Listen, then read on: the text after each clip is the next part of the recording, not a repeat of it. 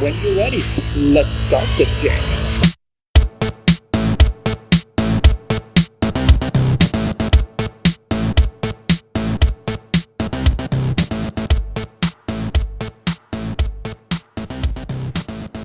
Welcome to Unstacked and Let's Unwind with award-winning and New York Times bestselling author Jean Kwok. Let's find out about her writing process and newest novel, The Leftover Woman. Hey, this is Sarah from the Bay County Public Library. Hey, this is Stephen from the Huntsville-Madison County Public Library. And I'm Jean Kwok, and I'm so thrilled to be here today.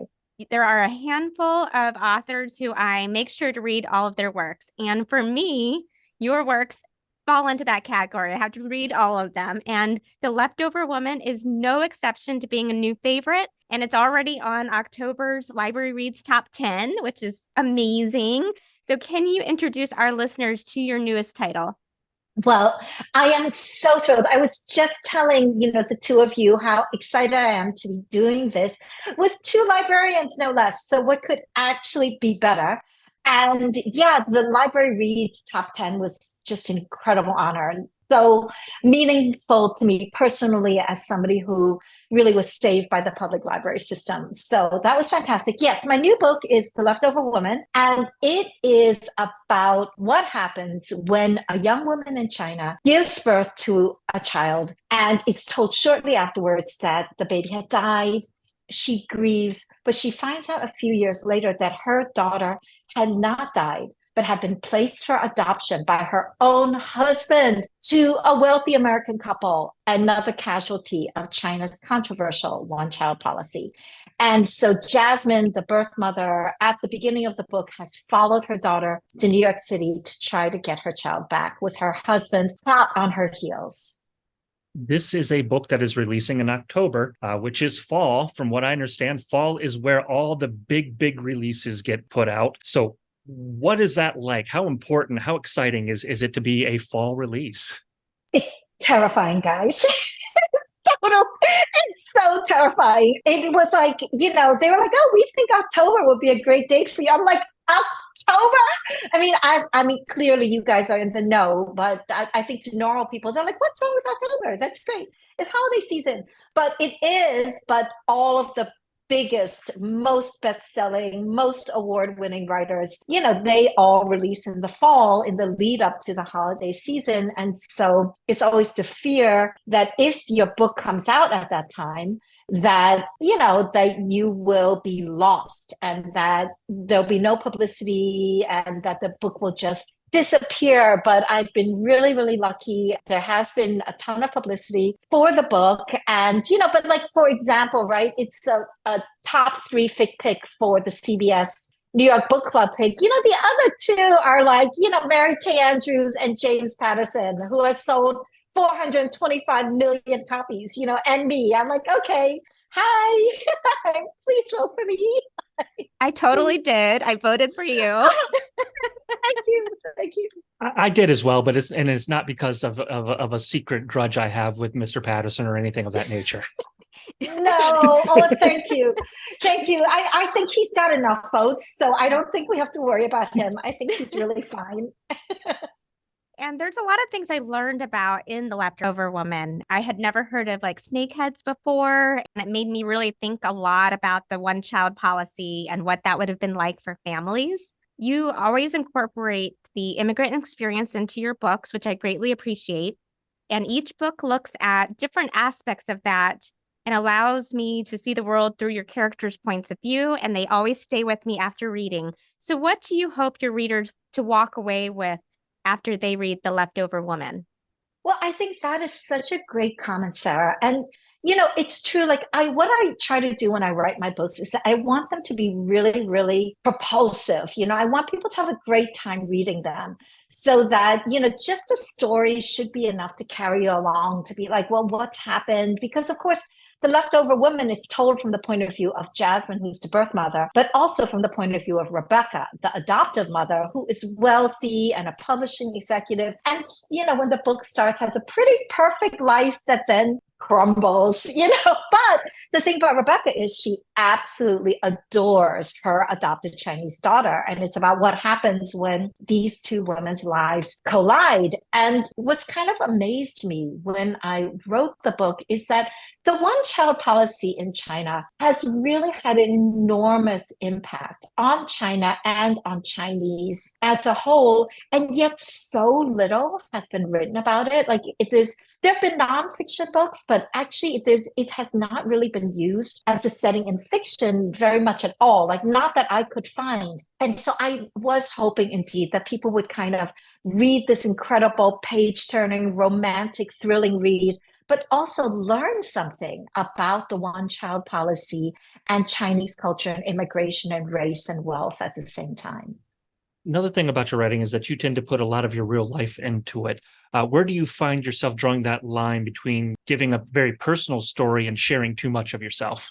Well, another excellent question. And the thing is, that's why I write fiction. And that's why it's so great to write fiction, because you can take something that's, very personal to you and translate it into the world of your story. So for me, for example, in The Leftover Woman, what happens is that Jasmine is pretty voiceless and powerless in her life in China, because for those who may not know what this one-child policy in China is that, the Chinese population was booming tremendously. People were used to a culture where they had a lot of kids because infant mortality was high. And so that was the way to have, a kind of safety. Also, because there's not really like a retirement system or anything in place. So you need to have children to take care of you in your old age, et cetera, et cetera. And the belief was that girls married out of the family and belonged to the family they married into. And boys were, the core of the family. They perpetuated your family line. And so also, a lot of the old religions are based on ancestor worship that have to do with, members, your descendants praying to you to keep your soul alive.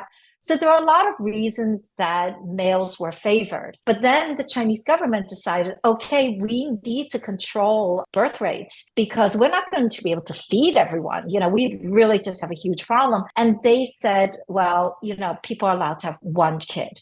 That's it, one child. And what happened was that the sex ratio just started to skew tremendously towards boys one way or another, were girl babies being aborted?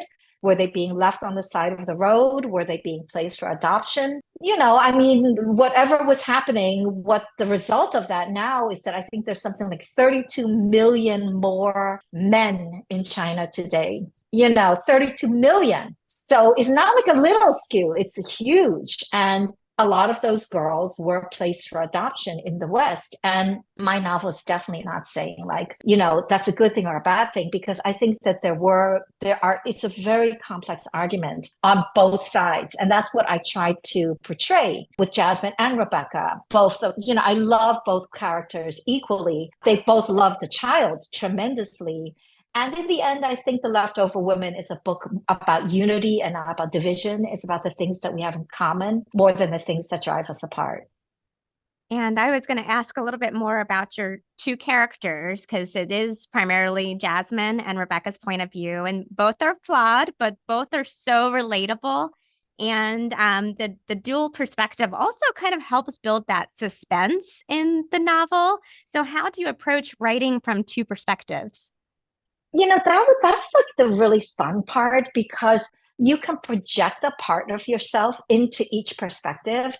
And, to Steve's question earlier, indeed, what I really feel with Jasmine is that I am personally the youngest of 7 children and, not male. And, in the family hierarchy, it was really like, gender and age. And by both of those standards, I was at rock bottom. So I really felt voiceless and powerless growing up in a very traditional family where I was not allowed to disagree or voice a dissenting opinion of any sort, especially not to my brothers and my father, etc. And so I could put that part of me into Jasmine.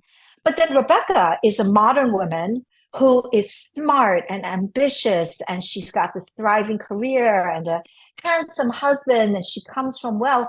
But her life isn't perfect either, because like so many women, she's trying so hard to keep all of those balls in the air, and she's being judged so harshly, and she's really doing her best. And like you said, she is so flawed, just as Jasmine is. They both make huge mistakes over the course of the novel, but you can understand why they make those mistakes. And, it doesn't take away from them really being good people who are just trying their best. And so it's really fun to inhabit both characters, but also from a structural point of view, in the gaps between the two narratives, you can have a lot of mystery going on. You can have a lot of things where the reader's like, whoa, what's that? And how's that going to resolve itself? And oh no, we know that, Jasmine's doing this, but Rebecca's doing that, and they're going to collide. And how is that collision going to play out? So it's really it's a really fun thing to do, although it is also technically difficult in a lot of ways to write a book like this. Well, I enjoyed both of the characters equally. I would hop like, oh, I like that one. No, no. In the end, I was like, even they're both perfect. Oh, I'm so glad. That's what I'm hoping, that I'm hoping that people will be like, oh my gosh, I can feel both of their choices. I can feel where they're coming from, and how is this going to ever work out? And that was hard to figure out how to make the book resolve in a way that felt satisfying. I want to jump back to something you said just here a moment ago about finding commonality. Obviously, we're in today's world where we seem to be more divided than ever about things. What drives you to make a book that seems to be searching for those commonalities between people? Well, I mean, exactly what you just said, right? It's just, I think it's such a pity that we live in such a divided world right now. And I think we don't need to be divided, because honestly, we all have so much in common with each other. Sometimes you see conflicts erupt, and it comes from one person coming on too aggressively and the other responding. And before you know it, you've got like World War III going on, and I just think that for most of us, it's like we can try to find some kind of middle ground. People are not evil. No one is evil. We are really all trying to do our best, right? We're all trying to create a safe, productive, happy environment for ourselves and for our family and for the people we love. And I believe that you can't gloss over things. I think that what I try to do in The Leftover Women is to create a really fun read that also delineates the complexity of these issues, of being a woman, of the birth mother versus the adoptive mother, of having an interracial adoption and having a child that's not the same race as you, of immigration and of class and wealth, and how that divides us, and how, that also colors the way we see the world, maybe unwittingly, so that hopefully, readers kind of come in for a great read, but they leave with a little bit more insight into themselves and into other people. There was in the research for this, I found a quote from you where you talk about the hardest part of being a writer is creating something from nothing. So what is your writing process like? How do you go about creating that something from that nothing? Yeah, well, I have a million files. And I try to allow myself to be really, really free, especially at the beginning of the process, when it's just kind of, you cast your net very, very wide, and you don't even really know what the book is about. Sometimes if you're lucky, you will channel a character, and the character will be so vivid to you that you'll be able to just tell that character's story. With The Leftover Women, I had that with Jasmine and Rebecca, but I also knew I wanted to tell this kind of story. So for me, it was kind of moving back and forth between character and plot, so that I love the character, but I also think a lot about the themes, the themes of the book. What am I trying to say? What do I want to talk about? What is at the heart of this for me? And what kind of story will be best suited to this? So, I start with a lot of brainstorming and free association, and writing kind of little snippets and pieces from each character. And then I do a large scale outline. So I can't manage to do a very detailed one, but one where I kind of hit the main points in the book, where I know, okay, this huge thing is going to happen a quarter of the way through. We're going to have a big climactic twist around the middle. At 75%, this other thing is going to completely explode and fall apart. And at the end, I think more or less this is how it's going to wind up. And so I have a very broad shape of the book, and then I refine it as I go back and forth. And then I usually kind of swing between looking at the outline of the book and writing chapters. And then sometimes, the chapters and the characters are just like, no, we're not going to do that. Like I'm thinking, all right, this is going to be a love story. We're going to have a kind of side love interest here. And then you get there and she's just like, oh, no way. He is not for me. And you're like, so that blows up that whole storyline, and you've got to think of something else. You're like, okay, so he leaves her cold. All right, what are we going to do instead? And that kind of thing.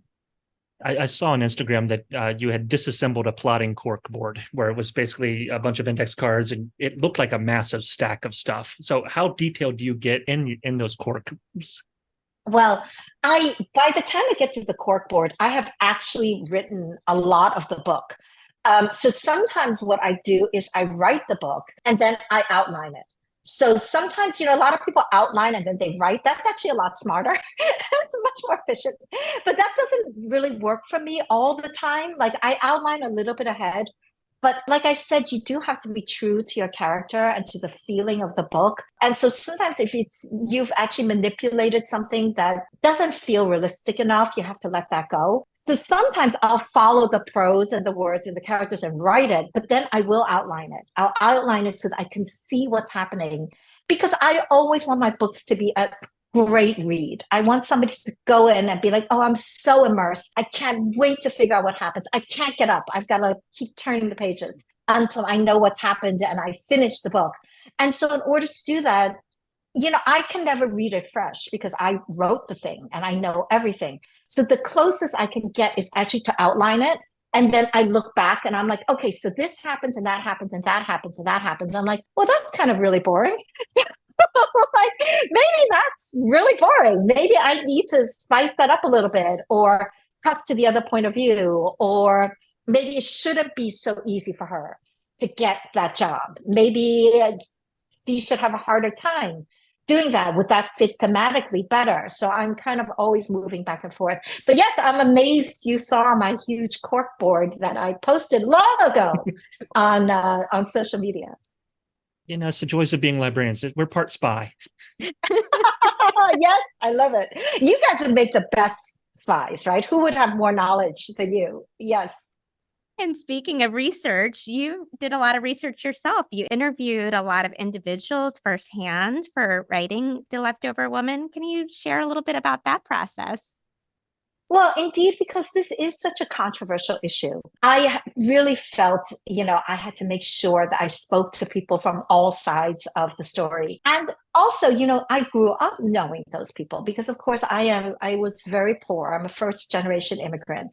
We moved to the US when I was 5 years old, and we lived in an apartment that didn't even have a working central heating system. I worked in a factory from the time I was 5. So, I really come from a world where people don't have means. And sometimes when you have means, you're better able to escape issues like this. So I knew the one-child policy really devastated so many people that I knew. I mean, I knew girls who had been abandoned or placed for adoption, or, had been kind of saved by a family member who was then bitterly resentful of having that extra mouth to feed and needing to hide the fact that it was an extra child. They would lie and say that it was a twin, for example, there was a similar age child in the house, because the penalties were devastating. I mean, the penalties were like people were forcibly sterilized, abortions, or, fees of up to like a year's salary, and being fired, and, really, really devastating. So I spoke to people from that end of the spectrum, but also knew people who had adopted Chinese girls and loved them and felt like they were a member of their family and had brought them up in the West, and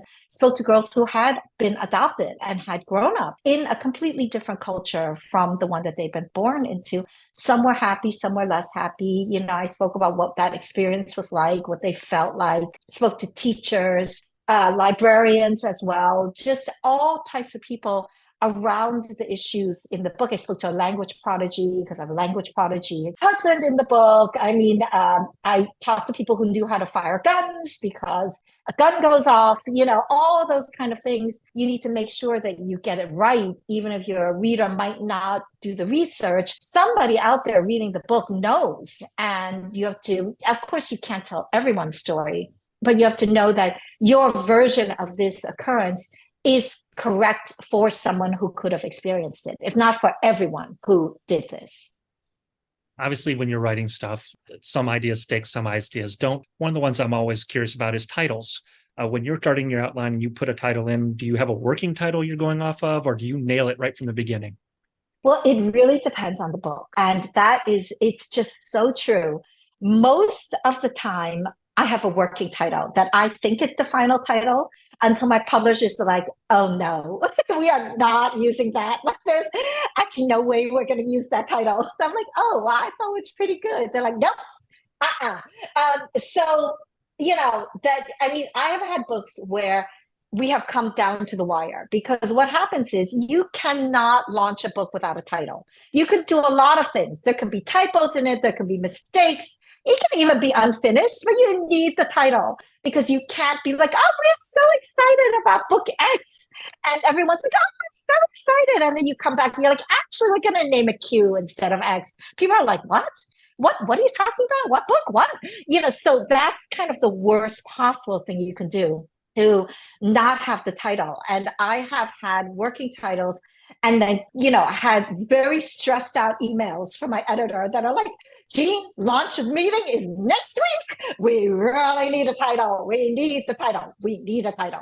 So, that I'm generating all these titles that sound like bad Chinese restaurants. They're like, no, the Jade Palace is no good. We are not going to do that. So, it's something I have definitely experienced in my career as a writer. But for this book, The Leftover Woman, the title was a gift. I knew from the beginning that it would be called The Leftover Woman, and everybody loved the title, and we have kept it all the way through. So yes, so luckily we have managed to make it from beginning to end of this process with this title, The Leftover Woman. And, The Leftover Woman is actually a term. It's a propaganda term that is used by the Chinese government, because what happened was that they really wanted to lower the birth rate in China, but they succeeded so well that they have a problem now the other way, especially with 32 million extra men who cannot find a partner because, 32 million. And what they have done is, they've now eliminated the one-child policy, and there is now propaganda to shame women who are above a certain age. It's something like if you're in your late 20s, they are already targeting you to call you the leftover woman, meaning that these are the women who are not contributing and are not being useful and are kind of being tossed away like leftovers on a plate because they're not getting married and not having children. So, it's gone kind of complete turnaround from the one-child policy to now saying, well, if you don't have children, you are a leftover woman. And Jasmine in my novel is actually young enough that she is not being targeted yet by this term, but the leftover woman applies to her kind of poetically and thematically as the person who is left after everyone else has taken what they wanted from her. I was going to ask if there was other layers to the title, so I'm glad to hear your analysis. That makes perfect sense.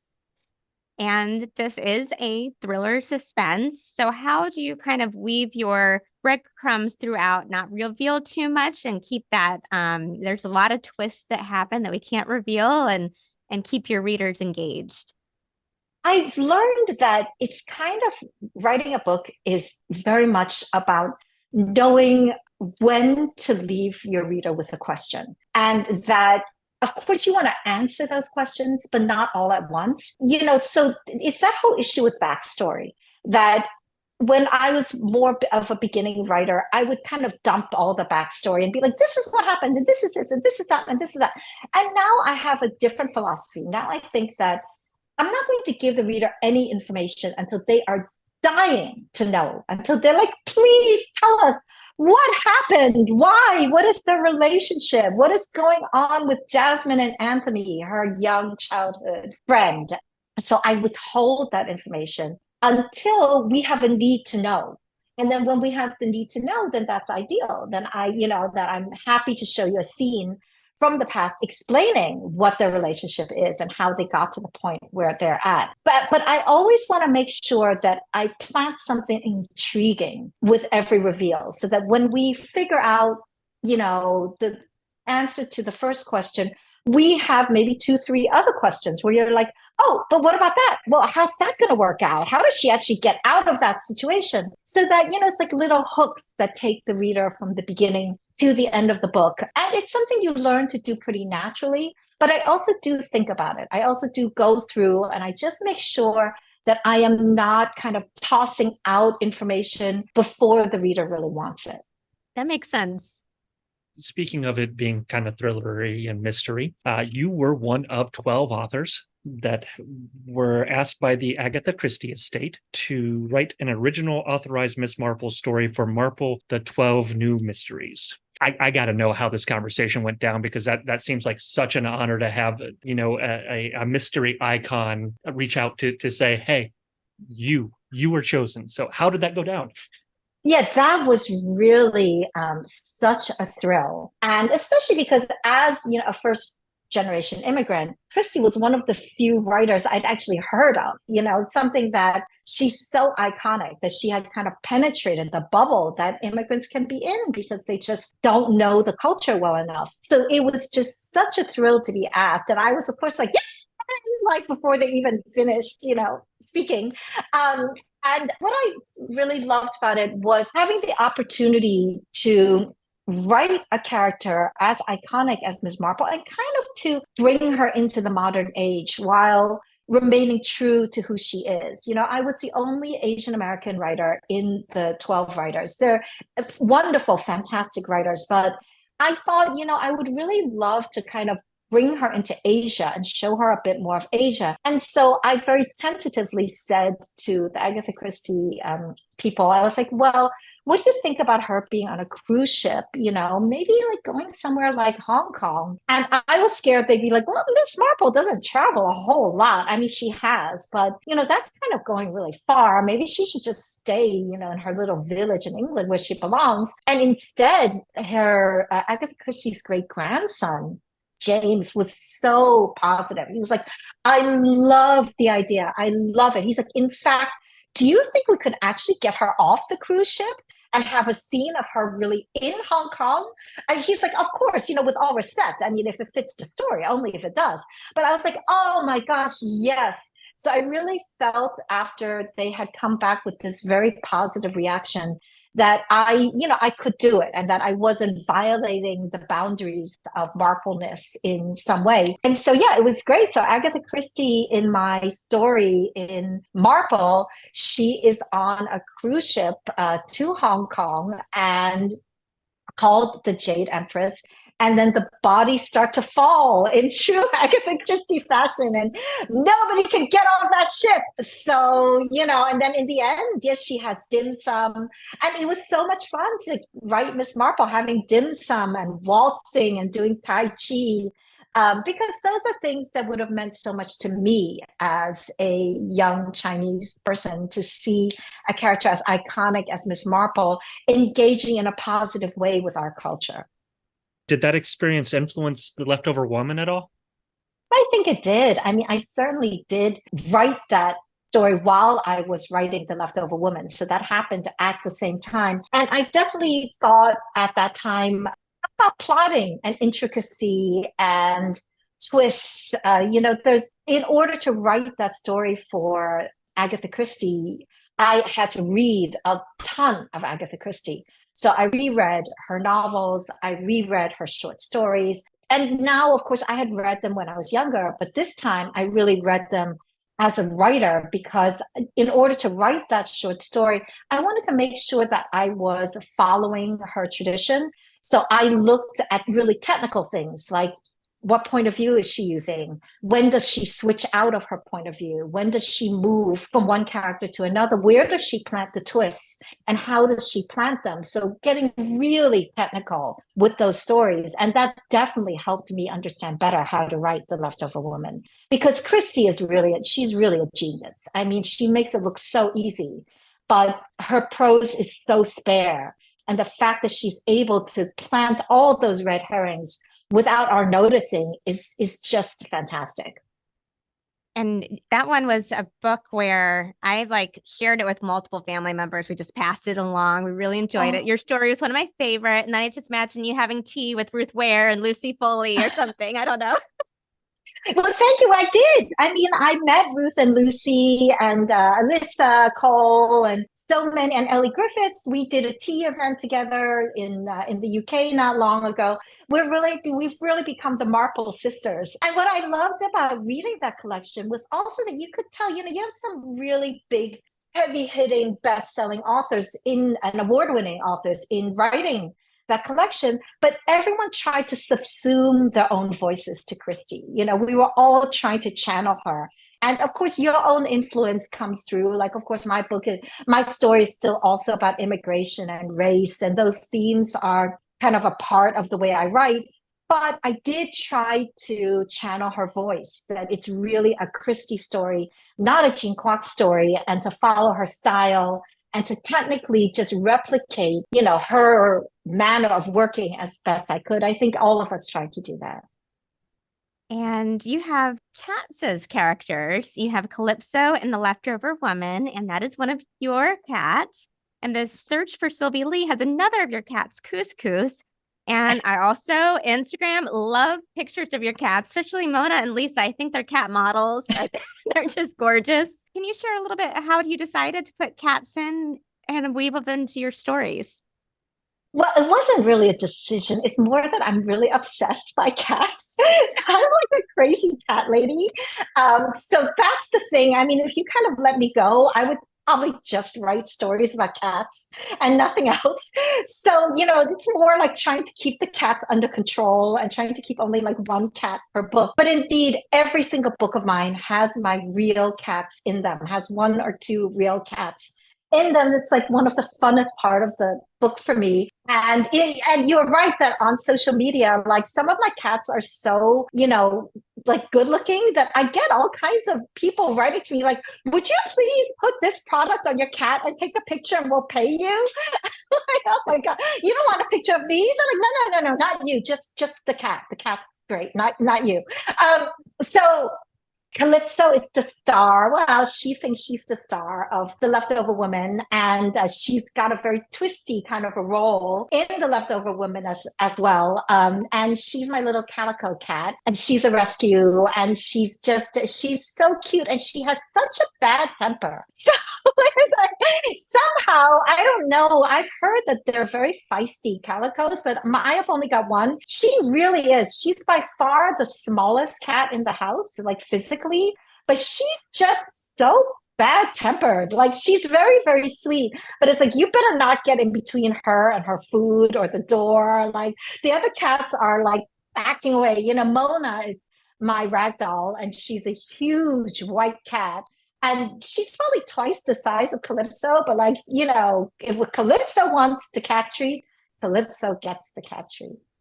One of the things we like to do is we like to play a little game. You might know it as something different, but because we are a PG podcast, we call it Kiss, Marry, Ditch. Okay. I've got two categories here for you. We'll let you pick one. I've hidden them behind some things, so you don't know exactly what you're getting into, but I'm going to let you choose here. I've got Loose Leaf and 1,000 Yard of Stare. 1,000 Yard of Stare. We're going to talk dancing. All right, I can do that. You spent some time teaching at the Astaire studio. I did. So I'm going to make you choose between three styles of dancing. Wow, that's fun. Yeah, okay. So like love and one you're going to get rid of.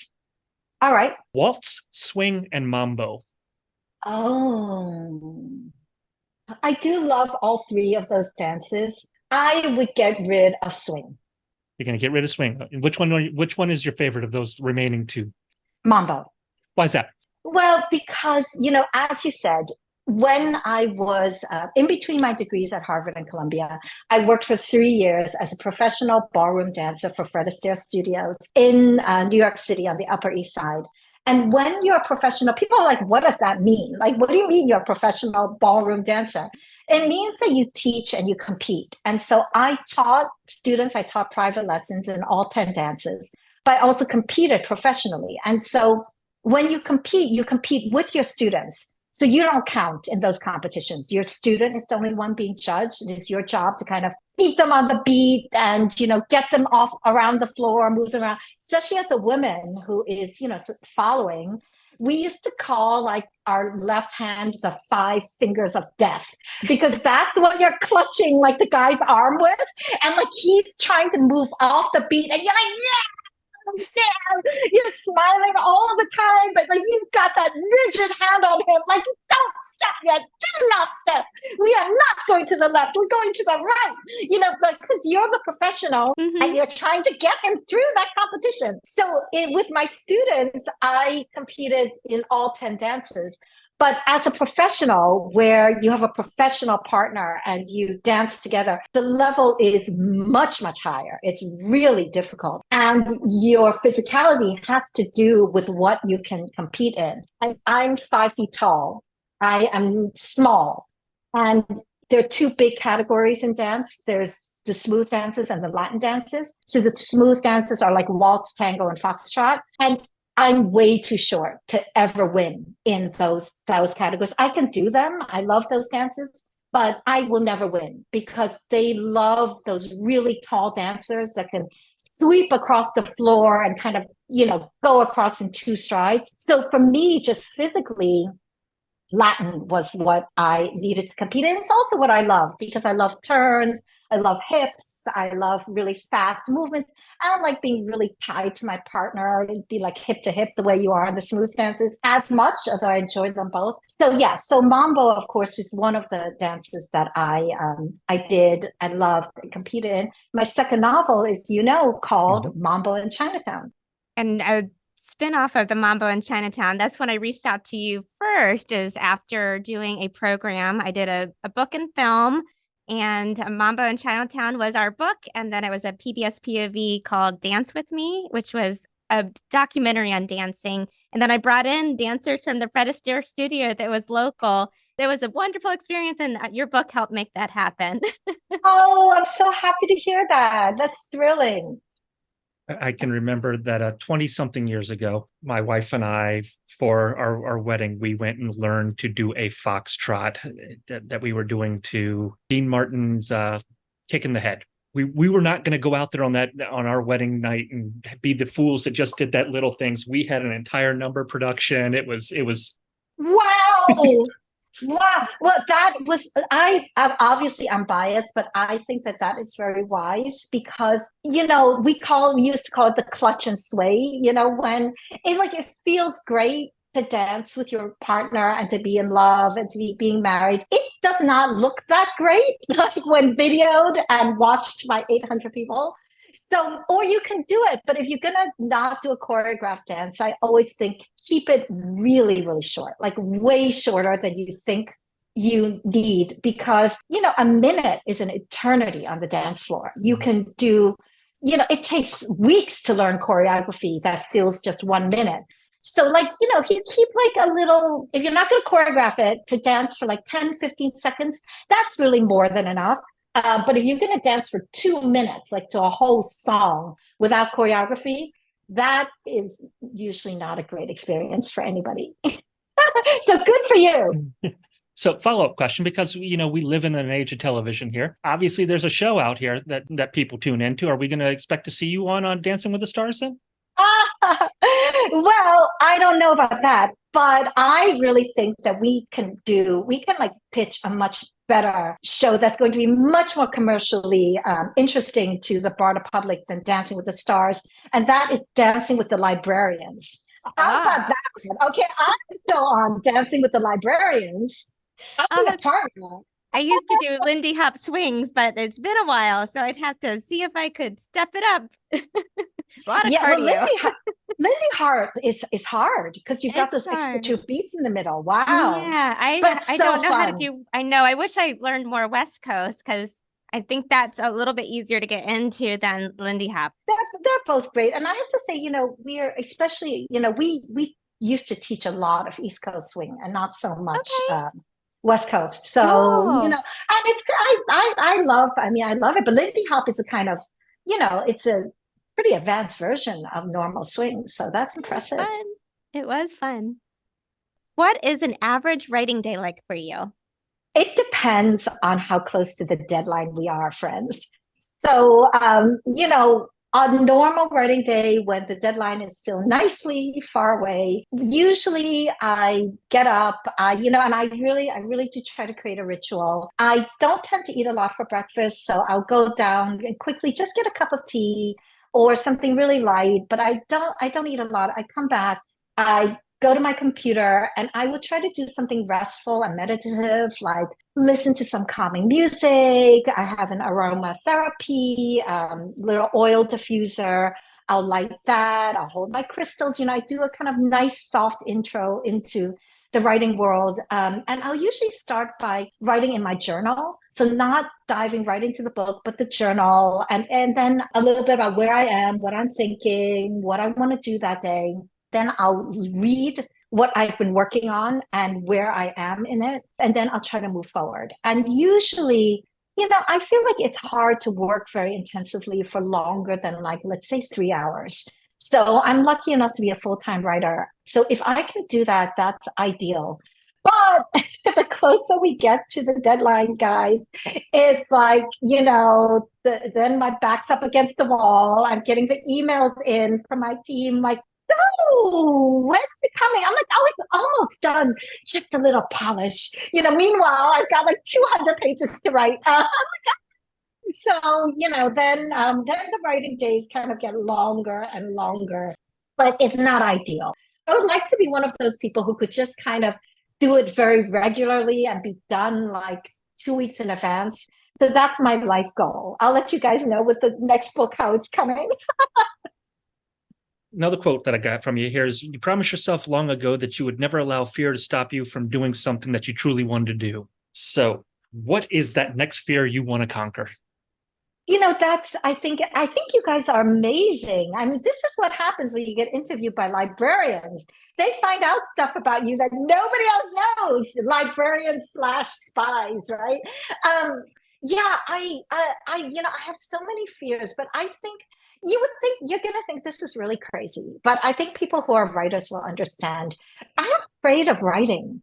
I know that's like a fish being like, I'm afraid of water.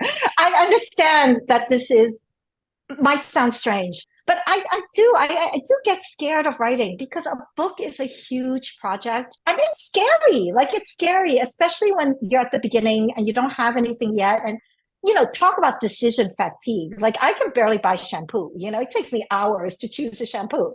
So it's like, you can imagine in a book, there are just so many decisions. What's it going to be about? Which is the point of view? Who's going to be the main character? How am I going to structure it? Is it any good? There are just so many fears that you have with writing. And so part of the process I explained to you is like the way it is because I'm trying to conquer those fears that I have, that I'm trying to, say it's all right. I can go in, I can just enjoy it. It's going to be a book someday. I can trust the process. I can trust the brainstorming. Because, like you said earlier, it is kind of terrifying to create something from nothing. That would be the fear that I would love to conquer so that I could just enter into the writing without any fear. This has been a topic that has come up so many times throughout our interviewing of people, is the imposter syndrome that seems to come along with award-winning, best-selling writers like yourself.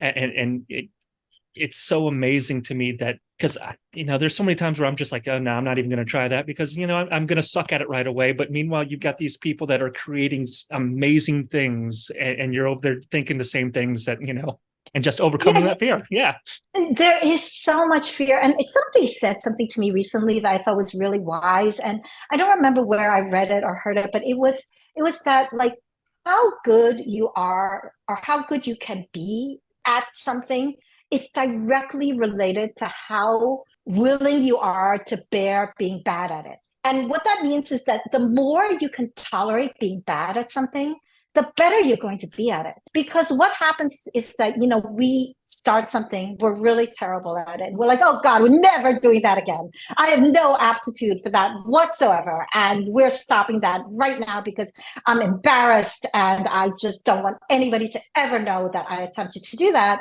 But if you can tolerate it, or if you love it enough that you're willing to keep at it, it's like, you can become amazing at almost anything, or you can definitely become much more amazing than you are, but you need to be able to tolerate being bad. And that is hard. And I can tell you, my first drafts are really bad.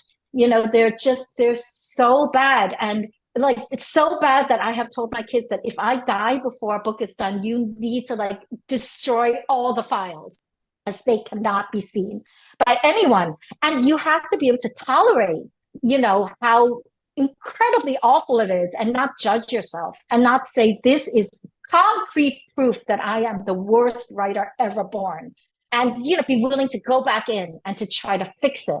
And then somehow, miraculously, in between drafts, you will have a scene that is really the worst thing ever written by a human being. And it can turn into something that's actually all right, So that is always the hopeful thing. Searching for Sylvie Lee, it was a Read with Jenna selection. What was that like? Oh, that was really amazing, of course. Jenna is a truly lovely and kind person, also off camera. And just to be able to be a part of the Today Show Read with Jenna family was incredible. Searching for Sylvie Lee reached a really broad audience, and that was just so much fun as an author to have all these new readers discover your work. From what I understand, the next book might be set at Harvard. Yes, that's true. The one I'm writing right now. Yes. Can you tell us anything about it? Well, I just went to Harvard this summer to do research.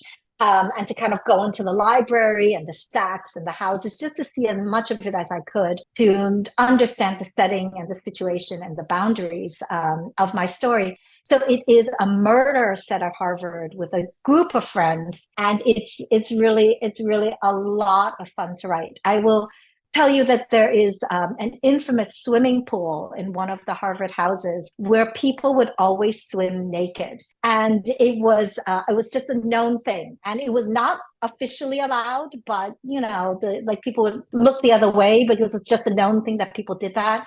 And all kinds of stuff obviously happened when you have undergraduates swimming nude in a pool in the dark because you can't turn on the lights or you'll get caught.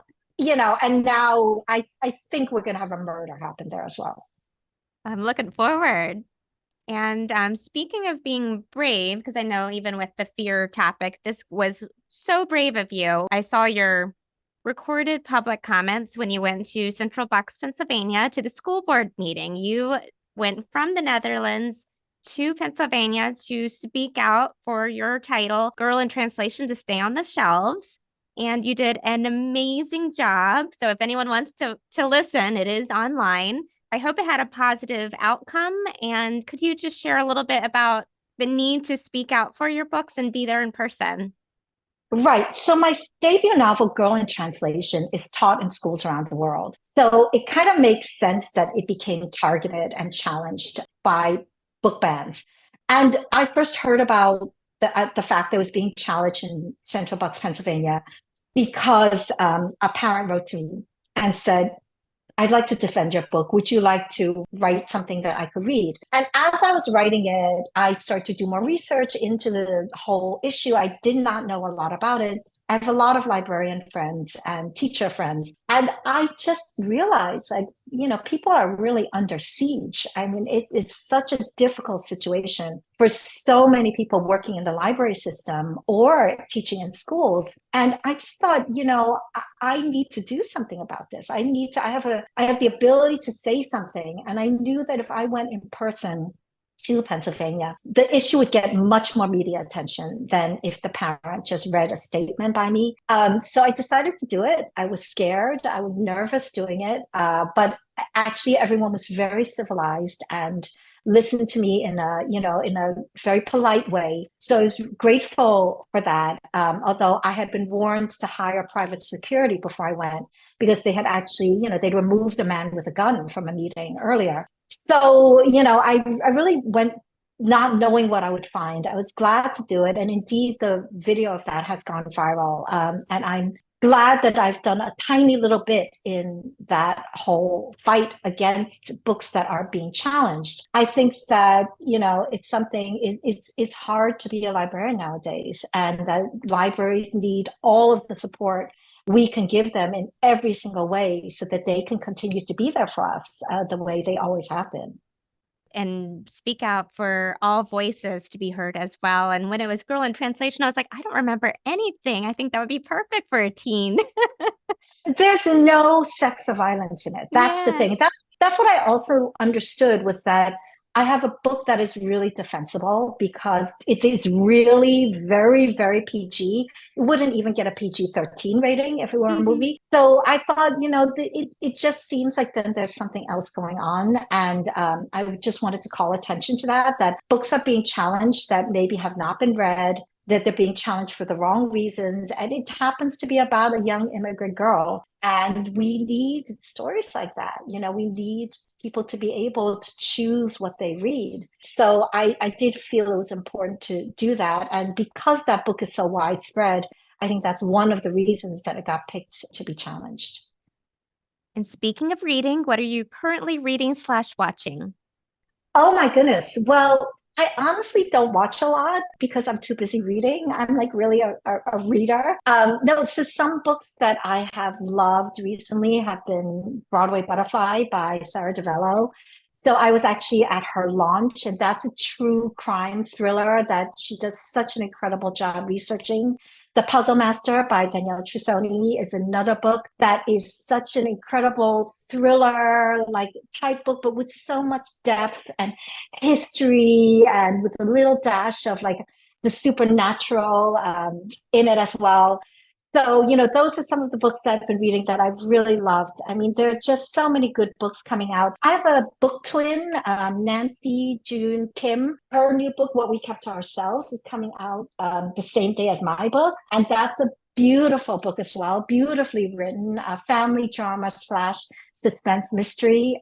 So yeah, those are just a couple. I've been really in the mood for just mysteries. It's like spooky season. I just want a little bit of, Absolutely. Totally. One of the questions I love asking is, what is the strangest thing in your search history? Oh, yes. The strangest thing in my search history is probably linked to the Agatha Christie story that I wrote about the cruise and Miss Marple being on the cruise. And it is how to get rid of a body on a 1960s cruise ship. So I was like, because I did not know this, but it was almost impossible to get rid of a body in those days. So because obviously these days on a cruise ship, you can just have them go over the balcony, right, and into the ocean, and they're gone. They didn't have balconies in those days. So there was no balcony, even like in the nicest types of, so these are the kind of things, writers have to check, because if you get it wrong, that is just so, I find it so offensive to your readership that you were sloppy in your work. So there were no balconies, and the portholes were tiny. Like you have to spend like hours chopping somebody up before you could get them over. So I was like, okay, we can't get rid of a body that way. How about we drag them into the hallway and like toss them overboard? So I like researched all these pictures of cruise ships from that era. They had lifeboats hanging underneath. And it was like, the body's going to hit the lifeboat. Oh, you'd have to be like an incredibly strong person who could lift a body over your head and like toss it like 6 feet out. So I was like, okay, body's going to be found. There was just like no other way. It's like, we are not getting rid of the body. Like, the body is going to be in the cabin. We are going to find the body. So that was fine. But yes, that was a really tricky question. Can I just say that? I'm glad I had an answer. Wow. We kind of use it because so many times people they can't talk about what's coming next. So it's a gauge for sometimes of what's on the horizon too, that we can subtly slip in there. I love it. Absolutely love it. And this is an easy one to answer, but we are a library podcast. So how have libraries impacted your life? Oh my gosh, libraries are so important to me because I did not speak English when I came to the US. And there were teachers who were not that nice to me. I mean, there were also very kind educators, thank goodness. But I had a teacher who would just mark every page with a big red X. And she really didn't care that I was not doing it right because I did not speak a word of English. I just didn't know what we were supposed to do. And I was living in the freezing cold apartment in New York City. We had to have the oven door open in order to have any kind of heat in the apartment. There was ice on the windows all winter long. And I worked in a clothing factory that was filled with fabric dust and incredibly unhygienic conditions.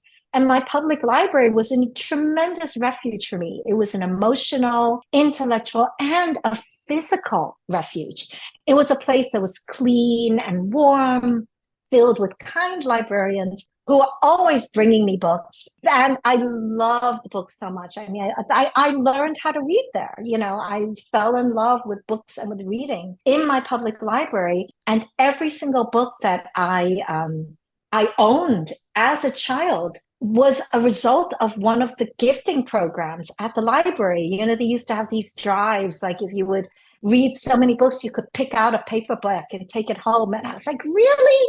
Oh my God. And I just cherished those books. They were the only ones I had because we were so poor. And so, yeah, libraries and librarians, they have my devotion forever. Absolutely. As we kind of wrap up here, is there anything else that you'd like to share with our listeners? Well, just that, I love libraries. I believe that libraries really need our support in every single way right now. So please do support your local library and your librarians. And if you're there and you happen to pick up a copy of The Leftover Woman, I really hope you enjoy it. Thank you so much for coming on Unstacked. This has been such a treat. Yes. I loved chatting with you guys. Thank you so much for having me. Well, the pleasure has been all ours, I assure you. Thank you so much, Jean, for joining us on Unstacked. The Leftover Woman will be available in the library collection for checkout. It can also be purchased at your favorite bookstore and online vendor. Check out her website, jeankwok.com. That's JeanKwok.com. Stay safe and read, my friend. It's good for you. Bye. Bye.